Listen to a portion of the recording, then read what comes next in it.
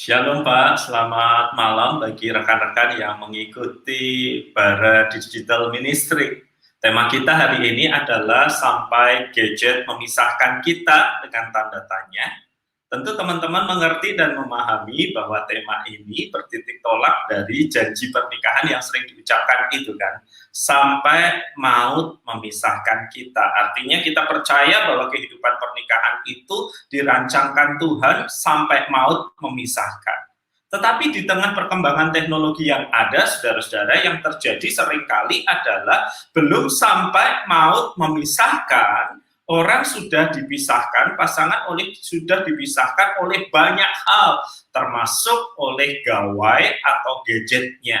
Jadi tema kita berbicara sampai gadget memisahkan kita, karena ada banyak problem, ada banyak masalah rumah tangga, ada banyak masalah pasutri, ada banyak masalah relasi dengan anak, gara-gara penggunaan gawai atau gadget di dalam hidup ini, saudara-saudara. Saudara-saudara, untuk memulai percakapan ini, saya mesti menjelaskan kepada kita bahwa kemajuan teknologi itu tidak terhindarkan, bukan? Teknologi menjadi bagian dari kehidupan manusia. Dia memudahkan manusia. Kita ini menciptakan teknologi untuk memudahkan kehidupan kita, saudara-saudara. Tetapi ingat, apa yang kita ciptakan untuk mempermudah kehidupan kita, dengan sendirinya juga mempermudah sesuatu yang kurang baik datang dalam kehidupan kita. Nah, saya menganalogikan gawai, gadget, media sosial, perkembangan teknologi itu seperti jembatan, saudara-saudara. Kita tahu jika di antara titik A dan titik B ada aliran air, maka orang harus berenang untuk menyeberanginya. Orang harus membuat perahu untuk menyeberanginya. Dan ketika orang berenang untuk menyeberanginya, maka dia bisa tahu siapa yang dia ada di sekiri kanannya, rekan yang akan berenang bersama dengan dia. Barang apa yang mereka bawa, mencurigakan atau tidak, dia akan tahu, saudara-saudara. Nah, kemudian orang membuat teknologi jembatan. Orang bisa melewati sungai itu dengan cepat. Naik kendaraan. Kita tidak pernah tahu apa yang dibawa kendaraan itu melintasi jembatan atau memasuki wilayah tertentu, saudara-saudara. Jadi selalu ingat, teknologi itu memberi kita kemudahan, dan kita sudah merasakan banyak kemudahan itu. Kita tidak lagi menggunakan mesin fax email di gereja karena email sudah menggantikannya. Kita tidak lagi mengirim surat secara fisik karena chatting sudah menggantikannya. Tidak ada lagi antrian orang mau telepon jam 8 ke wartel. Ingat zaman dulu karena lebih murah untuk sambungan langsung jarak jauh, sekarang orang bisa menggunakan HP di tangannya untuk berkomunikasi dengan siapapun di belahan dunia manapun, dan itu relatif murah. Saudara-saudara, perkembangan teknologi selalu punya dua sisi ini. Dia mempermudah kita, tetapi di sisi yang lain, lahirlah masalah-masalah yang dulu ada, sekarang, yang dulu tidak ada, sekarang ada. Yang dulu ada, sekarang bertambah lebih parah lagi. Saudara-saudara, suatu kali Tuhan Yesus pernah mengucapkan kalimat seperti ini, saudara. Rupa bumi dan langit kamu tahu menilainya, mengapakah kamu tidak dapat menilai zaman ini? Dan mengapakah engkau juga tidak memutuskan sendiri apa yang benar? Saudara, Tuhan Yesus mengatakan kalimat ini ketika dia berbicara dengan ahli Taurat dan orang Farisi. Orang-orang yang membaca buku tentang kehadiran Mesias, apa yang akan Mesias itu lakukan ketika ia datang. Mereka membaca nubuatan perjanjian lama itu. Sayangnya ketika Yesus Kristus yang dinubuatkan itu datang, melakukan pelayanan, berkhotbah, melakukan banyak mukjizat, mereka tidak sanggup mengenali perubahan zaman yang terjadi karena kehadiran Kristus. Karena itu Kristus menegur mereka, rupa bumi dan langit kamu tahu menilainya. Mereka bisa melihat bahwa kalau ada awan, hari akan segera hujan. Kalau tidak ada awan, angin bertiup kencang, barangkali cuaca akan terik. Ini yang Yesus maksudkan dengan rupa bumi dan langit, kamu tahu menilainya. Mengapa kamu tidak dapat menilai zaman ini? Saya ingin menarik percakapan ini, saudara-saudara, pada dua hal yang Kristus ajarkan terkait perubahan itu. Yang pertama, saudara-saudara, sebagai anak Tuhan, tugas kita adalah mencermati perubahan yang terjadi di sekeliling kita. Rupa bumi dan langit kamu tahu menilainya. Berarti perubahan selalu meninggalkan jejak yang terlihat atau kasat mata. Ini penting, saudara-saudara. Kita melihat perubahan meninggalkan jejak yang kasat mata. Apakah di tempat Anda masih ada telepon umum pakai koin itu, saudara-saudara, yang warna biru? Saya rasa kalaupun masih ada, mungkin tidak berfungsi. Kalaupun masih berfungsi, sedikit yang menggunakannya. Teknologi itu mengubah kehidupan kita dengan cepat. Perubahan itu meninggalkan jejak yang kasat mata. Anda melihat di mana-mana orang pakai notebook dan ada printer. Jarang orang menggunakan mesin ketik manual. Tugas kita yang pertama adalah mencermati perubahan yang terjadi di sekeliling kita. Tugas yang kedua, saudara-saudara, Tuhan Yesus mengatakan, mengapa engkau tidak memutuskan apa yang benar? Berarti perubahan zaman menghadirkan pergumulan-pergumulan moral yang dulu tidak ada, sekarang ada. Contoh sederhana, saudara-saudara, di masa sebelum pandemi. Anak sekolah minggu boleh nggak bawa gadgetnya, gawenya, HP-nya ke kelas sekolah minggu? Ke sekolah boleh nggak? Ikut ibadah di gereja boleh nggak? Nah, masalah-masalah ini dulu tidak ada. Sekarang ada, saudara-saudara.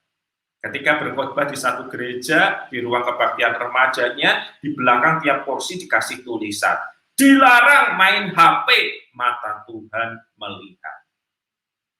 Dulu nggak perlu pakai pengumuman seperti ini, nggak ada HP. Sekarang barangkali majelisnya tahu kalau anak-anak menunduk melihat tulisan itu, diharapkan sadar. Tapi kenyataannya ketika ada space kosong, anak remaja malah menulis, Tuhan melihat tapi Tuhan mengampuni. Haleluya. Anak remaja zaman now, saudara-saudara sekalian. Jadi tugas untuk memutuskan mana yang benar, mana yang baik, menjadi salah satu elemen tugas kita di tengah perkembangan zaman ini. Pada umur berapa anak harus dikasih gawai atau gadget? Dulu kita bisa menahan anak-anak kita dari gawai atau gadget itu. Sekarang di masa pandemi ketika harus sekolah online, mau tidak mau anak-anak harus kita bekali dengan gawai atau gadget. Jadi Tuhan Yesus mengajar kita dua hal itu, saudara-saudara. Pertama, cermati perubahan. Setiap perubahan meninggalkan jejak yang kasat mata. Sama jelasnya seperti kita tahu kapan akan hujan, kapan akan terik. Kedua, putuskan sendiri apa yang menurut kita benar. Karena perubahan menghasilkan dilema, masalah-masalah yang dulu nggak ada, sekarang ada. Yang dulu ada, sekarang makin parah. Contoh yang ini misalnya terkait soal peredaran pornografi. Dulu begitu terbatas peredarannya, sekarang tanpa batas. Dan mari kita lihat, saudara-saudara, bagaimana gawai atau gadget itu mempengaruhi kehidupan suami istri, mempengaruhi relasi di dalam keluarga, saudara-saudara.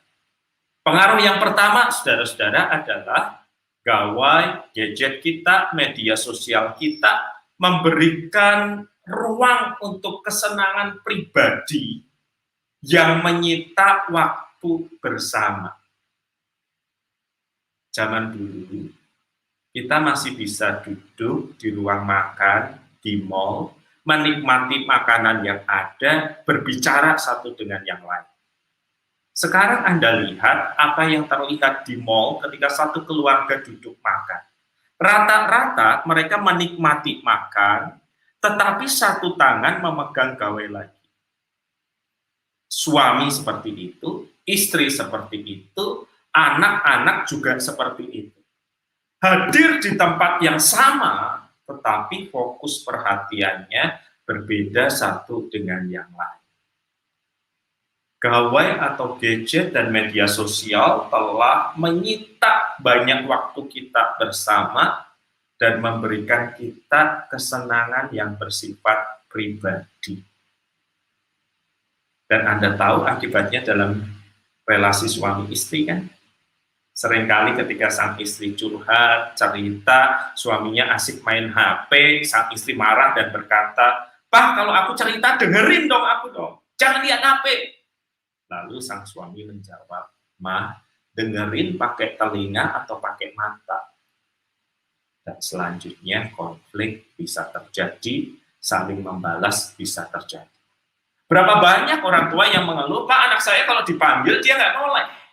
Pak, anak saya kalau diajak bicara, dipanggil dari jauh, kok saya diabaikan, padahal dia melihat saya. Harusnya dia dengar saya." Saya bilang, belum tentu, Bu. Barangkali dia pakai wireless headset yang menyebabkan dia hanya mendengar suara musik dan tidak mendengar suara ibu. Pengaruh yang pertama, saudara-saudara, gawai atau gadget itu memberikan kita ruang untuk kesenangan pribadi yang menyita waktu bersama. Keluarga menjadi defisit waktu bersama.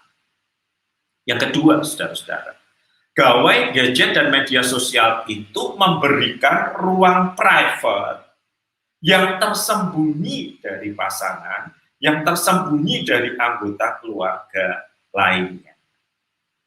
Saudara, Anda masih ingat nggak adegan film atau sinetron zaman dulu?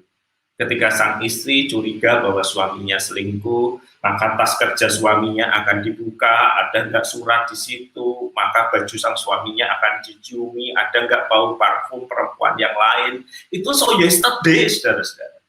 Zaman sekarang, saudara-saudara, dengan gawai atau gadgetnya, orang itu bisa punya ruang private yang tersembunyi dari pasangan, tersembunyi dari anggota keluarga lain. Bahkan untuk membuka HP, membuka gawai ini, kan seringkali suami istri saling tidak mengetahui password masing-masing kan, saudara-saudara ya. Kalau misalnya pakai telapak tangan, kalau tidur ditarik ya kerasa. Apalagi kalau pakai retina mata, saudara, harus dibuka ya ketahuan kalau sedang membuka HP orang lain. Kadang-kala suami istri itu unik, saudara-saudara, ya, rela bersedia sukacita membuka baju di depan pasangan, tetapi password HP hanya dia dan Tuhan yang tahu. Saudara-saudara, apa berbahayanya ruang untuk kesenangan pribadi yang tidak mungkin dijangkau pasangan atau orang tua atau anak? Di dalam ruang yang sangat pribadi itu, kita bisa melakukan apapun yang kita mau tanpa pengawasan siapapun. Ruang yang begitu private-nya itu, saudara-saudara, menyebabkan orang bisa jatuh ke dalam dosa, dan kejatuhan itu sangat dalam tanpa diketahui istri, suami, atau anak, atau orang tua. Jadi waspadalah terhadap ruang private yang memang disediakan oleh gawai atau gadget yang tidak bisa diakses orang lain. Biasanya manusia cenderung dalam kesendiriannya, manusia mudah jatuh di dalam dosa atau kesalahan tertentu. Yang ketiga, saudara-saudara, gawai atau gadget dan media sosial itu dia meniadakan batas antara hidup pribadi, personal life, dengan hidup umum. Mari kita ambil contoh zaman dulu, saudara-saudara, ya. Hampir tiap orang punya diary, buku kecil, sampul tebal, dengan gembok yang ringkih itu, saudara-saudara. Banyak orang punya itu. Disitulah dia mencurahkan perasaannya, nggak dibaca orang lain, nggak apa-apa, sebaiknya memang tidak dibaca orang-orang lain. Tetapi sekarang di era gawai, gadget, dan medsos ini, orang bisa menumpahkan isi hatinya, kesedihannya, air matanya, lukanya, kecewanya, masalah pribadinya, urusan utang piutangnya, bahkan di medsos. hilang ruang batas antara pribadi, hidup pribadi, dengan hidup bersama. Bahkan orang menggerebek pasangannya selingkuh live di media sosial, saudara-saudara. Anda bisa bayangkan betapa berbahayanya ketika batas antara hidup pribadi dan hidup komunal itu tidak ada lagi. Orang bisa membaca kehidupan kita dan mengambil keuntungan tertentu darinya. Dalam kasus tertentu, misalnya terkait dengan kejahatan saja, saudara-saudara, orang bisa memasuki sebuah rumah yang dia tahu kosong karena sang pemiliknya mempost di media sosialnya bahwa untuk seminggu dia ada di luar kota, liburan dengan seisi rumah. Dan informasi itu kan berarti rumah itu kosong dan orang bisa mengambil sesuatu darinya. Belum soal data pribadi, belum soal masalah pribadi, belum soal hal-hal yang lain. Gawai, gadget, dan medsos telah menghilangkan batas, mengaburkan setidaknya antara hidup pribadi dan hidup bersama-sama. Yang keempat, saudara-saudara, seiring dengan kemajuan teknologi berkembang, seiring dengan kemajuan media sosial yang ada, saudara-saudara, kita kemudian punya banyak grup via media sosial. Kita punya banyak grup di WA, dan kita harus mengakui perjumpaan interaksi di WA itu melahirkan aktivitas baru yang berisiko tinggi. Nama aktivitas itu adalah reuni, saudara-saudara. Kenapa saya bilang reuni berisiko tinggi? Karena di tengah kejenuhan relasi yang ada di dalam suami istri, reuni itu bisa mempertemukan kita dengan mantan kita. CLBK, cinta lama belum kelar. Dan ketika ini terjadi, dilanjutkan dengan kontak pribadi lewat media sosial, maka kita melihat hal ini akan mengancam keutuhan rumah tangga kita. Sudah berapa banyak rumah tangga bermasalah gara-gara reuni, saudara-saudara? Ketemu mantan yang lebih menantang, ketemu mantan yang lebih menggairahkan, ketemu mantan yang lebih menarik, dan ujung-ujungnya keutuhan rumah tangga dipertaruhkan. Nah, saudara-saudara, saya sudah menjelaskan bahwa gawai, gadget, dan media sosial itu memberi dampak dalam kehidupan kita sehingga bisa memisahkan. Peringatan-peringatan ini diberikan supaya kita waspada. Jangan sampai gawai dan media sosial yang pertama memberikan kesenangan pribadi yang menyita waktu bersama. Yang kedua, memberikan ruang private yang tersembunyi dari anggota keluarga yang lain. Dan di dalam ruang private yang tersembunyi itu, ketika kita sendiri, biasanya kita mudah jatuh ke dalam dosa. Dan hati-hati yang ketiga terhadap gawai atau gadget yang mengaburkan batas lewat media sosial antara hidup pribadi dan hidup bersama-sama. Jangan sampai rahasia itu dikeluarkan keluar dan itu membahayakan diri kita. Dan yang keempat, bagaimana gawai atau gadget dan media sosial itu mempengaruhi kehidupan kita adalah waspadai reuni. Soalnya dari reuni tidak selalu, tetapi bisa melahirkan CLBK. Cinta lama belum kelar. Nah, Pak Boas, saya berhenti dulu di tempat ini untuk memberi kesempatan barangkali ada pertanyaan-pertanyaan yang disampaikan lewat berbagai channel dari Bara Digital Ministry ini. Saya akan menjawabnya, Pak Boas. Silakan, Pak Boas.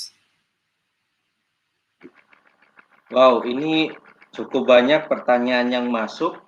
Ada satu pertanyaan juga yang saya akan bacakan dari Instagram, dari Juni Manik. Apa saja pergumulan gereja di tengah perkembangan iptek? dan bagaimana gereja menyikapinya? Ini kemungkinan ini jawabannya bakalan panjang ya Pak, tetapi menurut dari Pendeta WP Iya, kira-kira apa saja ya Pak pergumulan gereja di tengah perkembangan itu? Tadi sempat Pendeta WP menjelaskan bahwa apa yang dihadapi oleh gereja, di mana anak sekolah minggu apakah harus membawa gadget atau tidak. iya. Jadi Baik Pak. gereja sebagai sebuah organisme dan organisasi yang ada di dunia kan tidak mungkin lepas dari pengaruh dunia ini. Ya. Satu hal yang harus kita waspadai adalah seperti ini. Tuhan Yesus berkata bahwa kamulah garam dunia. Berimplikasi bahwa dunia di sekitar kita sedang membusuk dan kita bertugas mengerem pembusukan itu. Tuhan Yesus berkata kamu adalah terang dunia. Berarti berimplikasi bahwa dunia di sekitar kita sedang berjalan dalam kegelapan dan kita mesti mewujudkan terang. Pergumulan gereja yang pertama adalah bagaimana mewarnai dunia digital ini dengan berita Injil. Saya rasa Bara Digital Ministry juga lahir dari keinginan ini. Agar dunia digital ini tidak diisi hanya oleh konten-konten yang buruk, kurang bermutu, hoax, dan berita-berita yang tidak baik. Jadi gereja terpanggil untuk hadir sebagai garam dan terang dunia. Pergumulan yang pertama adalah pergumulan yang menyangkut soal peranan gereja. Gereja tidak hanya menjadi penonton, apalagi korban, gereja harus berperan di dalamnya, mewarnai dunia digital ini. Pergumulan yang kedua adalah bagaimana gereja bukan hanya mewarnai dunia digital ini, tetapi bagaimana gereja sadar bahwa perilaku digital itu sudah mengubah mindset jemaat. Saya beri contoh sederhana untuk kita pahami.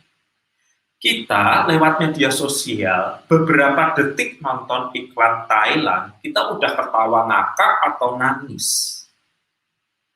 Nah, sekarang kita hadir di gereja yang sangat tradisional. Seberapa daya tahan kita mendengarkan pembicara atau pengkhotbah, seberapa telaten kita mendengarkan dia.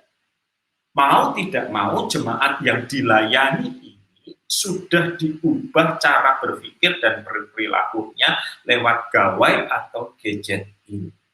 Jadi itu pergumulan yang kedua. Bagaimana gereja menjangkau orang-orang di dalam dan di luar gereja yang hidupnya sudah diubah, bukan hanya oleh konten, tetapi oleh media. Apakah mereka menjadi lebih tidak sabaran mendengarkan khotbah tertentu? Apakah mereka menjadi cepat gelisah, daya konsentrasi rendah, dan yang lainnya? Yang ketiga, pergumulan gereja menurut saya, selain soal bagaimana mewarnai, bagaimana menjangkau mereka yang sudah diubah perilakunya dari dunia digital ini, tugas yang ketiga adalah jelas.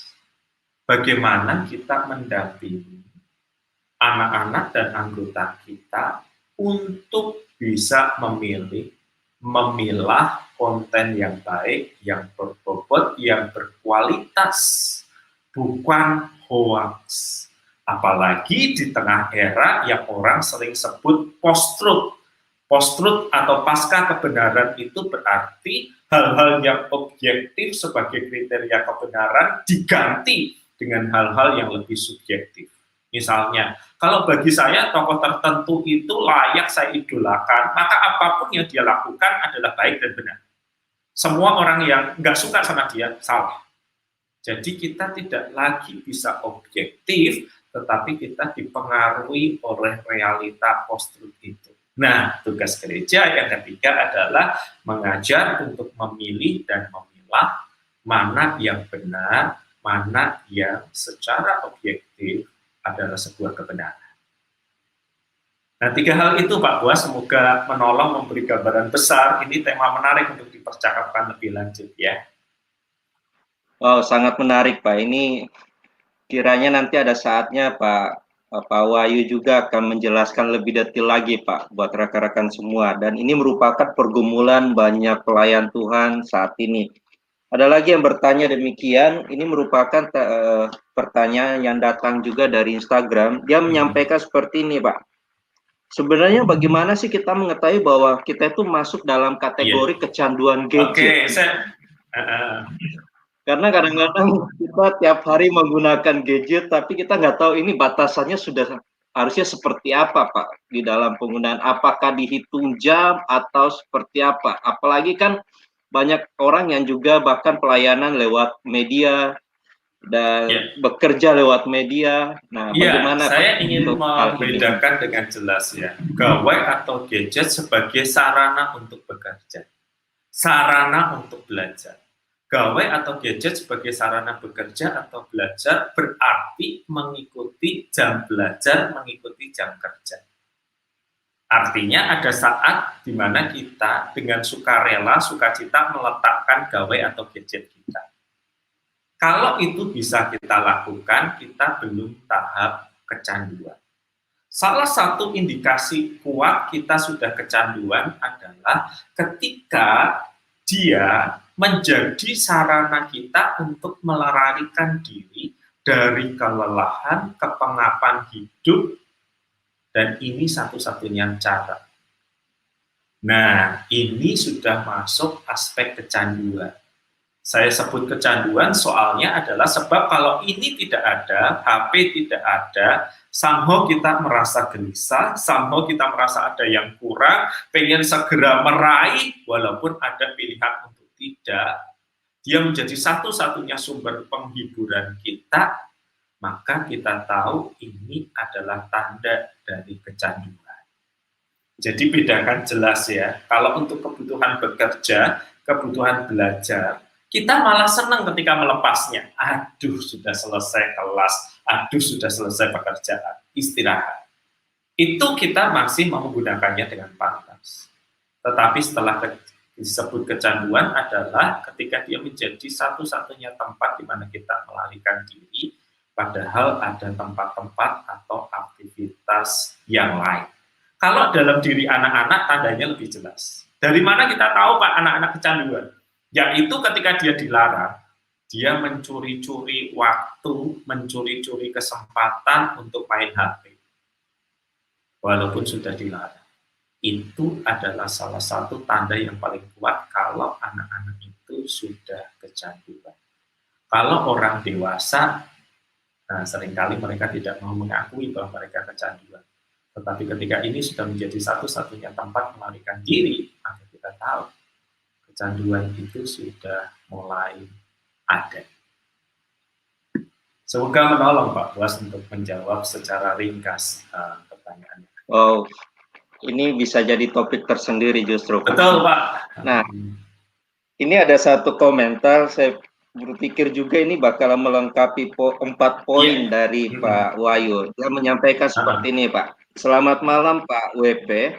Saya ingin bertanya, dari apa yang saya amati, mengapa beberapa orang tua, mertua lebih bersikap manis mengasihi orang lain di media sosial daripada bersikap manis mengasihi anak-anak atau menantunya secara nyata di rumah? Padahal yang selalu mendoakan dan mengasihi, menolong adalah anak-anak dan menantu. Jadi kesannya itu ini lebih terlihat berusaha terlihat manis depan orang, tetapi dalam keluarga sendiri berbeda. Sebenarnya ini adalah lanjutan tapi terpotong, Pak. Ini merupakan pertanyaan. Dan apa yang harus dilakukan dalam kondisi demikian? Nah, pertanyaan yang menarik Pak Buas. Jadi nampaknya gawai atau gadget dan media sosial itu kalau ditambahkan di poin saya 4 menjadi kelima adalah menjadi tempat di mana kita selalu tergoda untuk menampilkan bagian terbaik dari kehidupan kita. Walaupun itu cuma sepenggal. Mungkin orang menyebutnya pencitraan, tetapi kita selalu ingin menampilkan bagian terbaik itu. Sementara di dalam dunia nyata, orang kan tidak bisa terus-menerus hidup dalam kepura-puraan atau dalam sandiwara.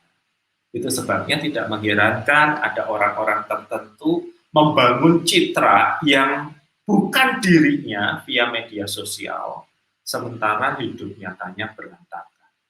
Manusia selalu punya kerinduan untuk menampilkan sisi yang terbaik dalam hidupnya.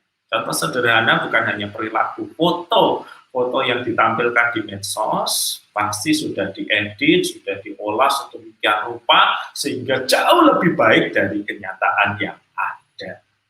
Kita keberatan dan marah kalau dibilang berbohong. Semua orang melakukannya, barangkali kata yang lebih tepat adalah ini semacam pencitraan. Nah, godaan untuk itu besar. Semoga menolong ya untuk menjawab, menanggapi respons tadi. Silakan Pak Boas. Wah, ini ada satu komentar, ini merupakan pergumulan orang tua, Pak.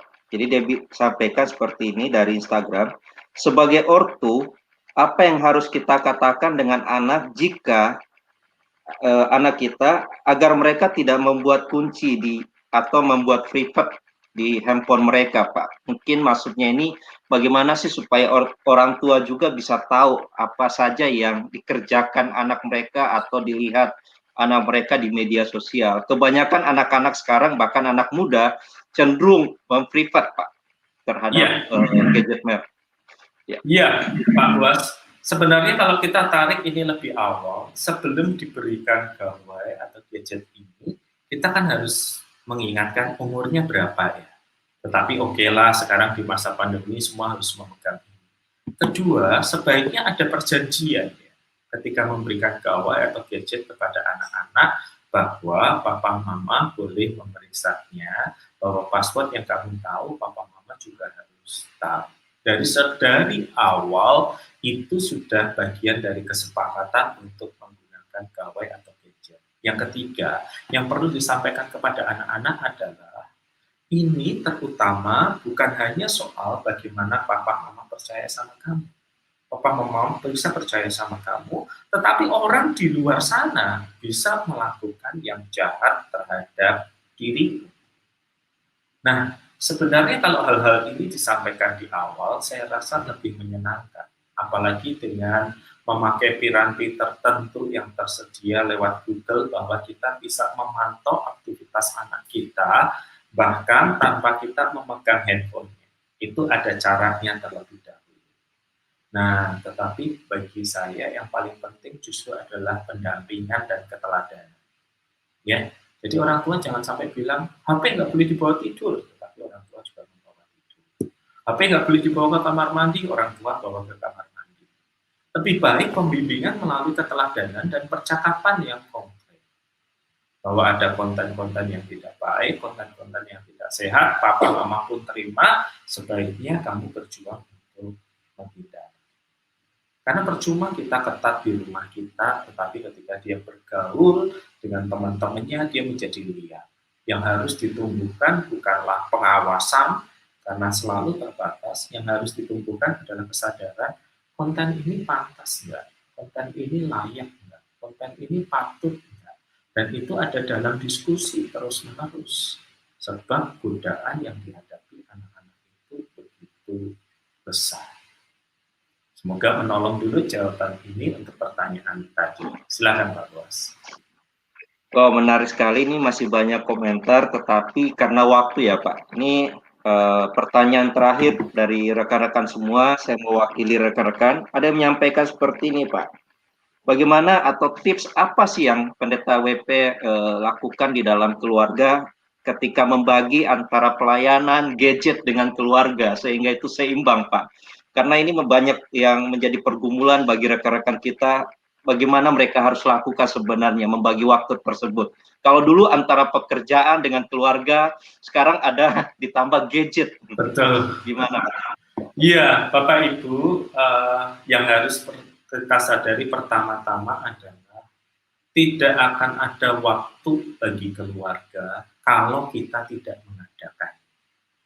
Jadi harus ditaruh batas antara diri dan keluarga dengan pelayanan kita, diri dan keluarga dengan gawai atau gadget kita. Secara sederhana, ciptakanlah momen di mana Anda dan keluarga pergi ngobrol tanpa terlebih banyak melihat ke HP. Nah, kita semua jatuh bangun dalam proses ini ya. Tetapi pertama, upayakan waktu dengan sengaja untuk berinteraksi di antara anggota keluarga. Yang kedua, yang tak kalah pentingnya selain menciptakan waktu adalah kita secara reguler juga harus berlatih untuk puasa dengan media sosial, gadget, dan yang lain. Sebagai bagian dari upaya kita untuk melindungi diri kita dan punya lebih banyak waktu bersama dengan orang-orang tercinta. Ya. Jadi kalau puasa, ya puasa 1-2 jam sehari gawe atau gadget mati, nggak apa-apa, nggak masalah. Atau kalau urgent orang masih bisa menghubungi telepon yang ada di rumah. Jadi satu, waktu harus diupayakan. Kedua, jarak dengan gadget atau media harus diupayakan. Kalau orang tuanya memberi teladan, pasti anak-anaknya juga akan mengikuti. Tips sederhana, di rumah tolong sediakan mainan, board game, catur, ludo, ulang tangga, dan sejenisnya yang bisa dimainkan sewaktu-waktu sehingga itu memberi jeda dari handphone atau gadget kita. Semoga menolong Bapak Ibu ya. Silakan Pak Buas. Wow, sangat menarik apa yang sudah disampaikan oleh hambanya dan bersyukur buat malam hari ini banyak hal yang kita bisa dapatkan. Ada 4 poin tadi yang sudah disampaikan oleh hambanya mengenai sampai gadget memisahkan kita, dan kita bersyukur mendapatkan hal-hal yang sangat penting dan juga yang terakhir tips supaya kita bisa mengatur waktu kita antara pekerjaan, gadget, maupun juga keluarga. Ini merupakan hal yang sangat penting dalam kehidupan kita. Dan di sesi terakhir kita akan menutup dengan doa dan ada beberapa pokok doa yang sudah masuk.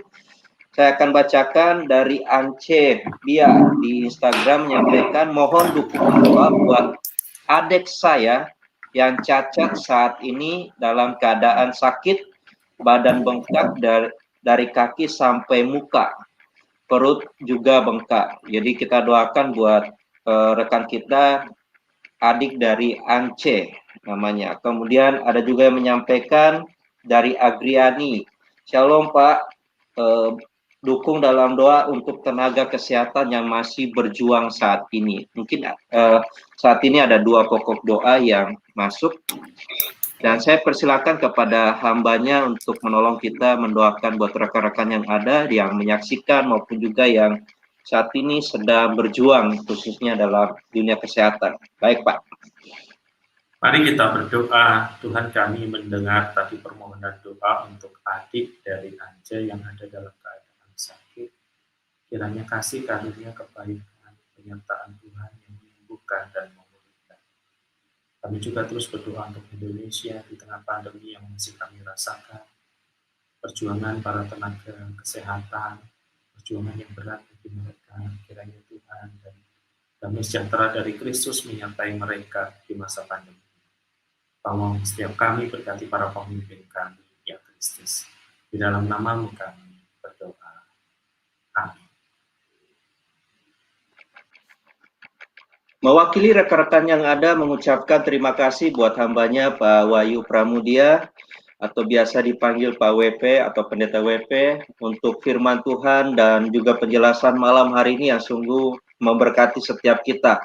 Saya juga perlu menyampaikan esok hari kita akan kembali live di jam 7 atau jam yang sama dengan pembicara Pendeta Robi Chandra. Saya mengajak setiap rekan-rekan untuk kembali menyaksikan program dari Bara Digital Ministry esok hari. Dan jika ada pertanyaan maupun juga komentar yang belum sempat dibacakan dan dijawab saat ini, rekan-rekan juga bisa menyaksikan dari YouTube Bara Digital Ministry. Ada beberapa topik yang sudah sempat disampaikan berkenan dengan pertanyaan yang sudah rekan-rekan sampaikan saat ini. Thank you buat semuanya dan bersama saya dengan Boaz Tony mengucapkan terima kasih dan Tuhan Yesus memberkati.